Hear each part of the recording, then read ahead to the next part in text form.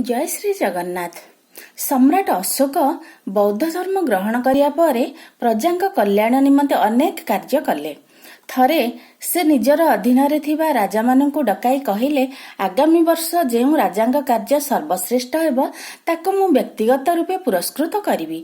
एही घोषणा सुनिकी सबु राजा उत्साहपूर्वक निज निज राज्य रे कार्य करिवारे लागि पड़ले।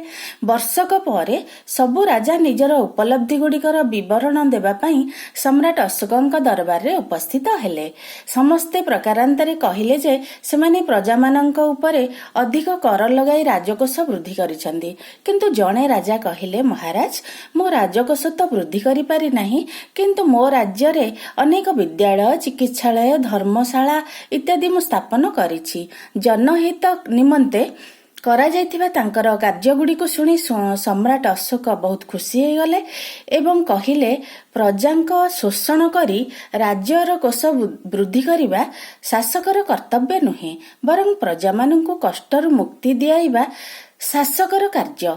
एई शासक सर्वश्रेष्ठ शासक पुरस्कार अधिकारी। यह शुणिकी से राजा जनक अत्यंत प्रीत हेले एवं सेठारु पुरस्कृत होइकी प्रस्थान कले। जय जगन्नाथ।